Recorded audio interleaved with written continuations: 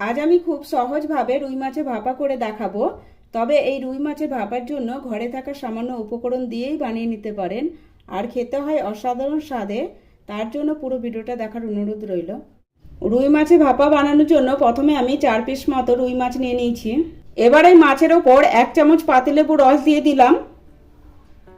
পাতিলেবু রস দেওয়ার কারণে মাছের গায়ে যে আষ্টে গন্ধ থাকে সেটা চলে যাবে।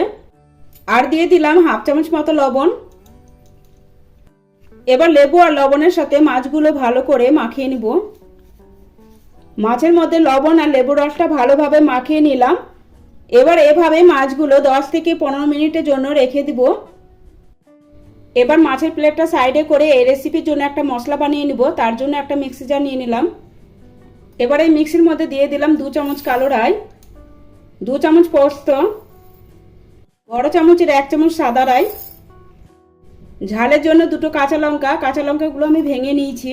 আর দিয়ে দিলাম স্বাদ অনুসারে লবণ। ছোট চামচের 1 চামচ মতো সরষের তেল দিয়ে দিলাম। এবার অল্প একটু জল দিয়ে স্মুথ পেস্ট বানিয়ে নিব।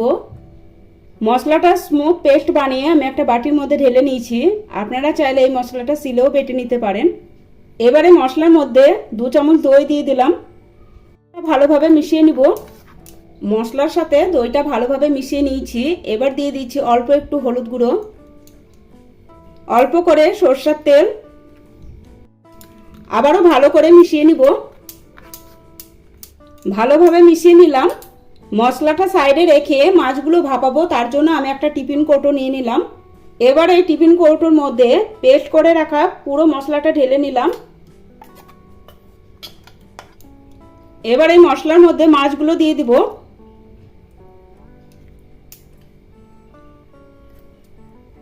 মাছগুলো দেওয়ার পর এভাবে একটু মশলার সাথে মাখিয়ে নিব।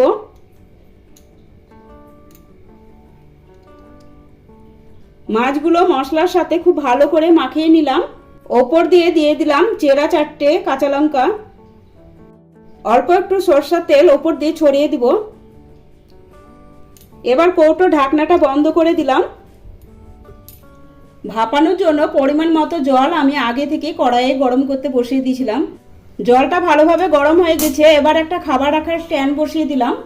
এবার টিফিন কৌটোটা বসিয়ে ঢেকে 15 থেকে 20 মিনিট ভাপ দিয়ে নিব মিডিয়াম ফ্লেমে। 20 মিনিট সময় নিয়ে ভাপিয়ে নিয়েছি। এবার গ্যাসটা বন্ধ করে এভাবে কিছু সময় রেখে দিব ঠান্ডা হওয়ার জন্য।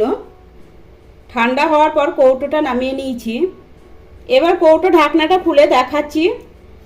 দেখুন দেখতে কতটা সুন্দর আর লোভনীয় হয়েছে। এইভাবে রুই মাছের ভাপা বানিয়ে খাবেন, আর খেয়ে কেমন লেগেছে অবশ্যই কমেন্ট করে জানাবেন। তৈরি হয়ে গেল রুই মাছের ভাপা। তবে গরম ভাতের সাথে খেতে অসাধারণ স্বাদের হয়। আমার এই রেসিপিটা ভালো লাগলে লাইক, শেয়ার, সাবস্ক্রাইব করার অনুরোধ রইল।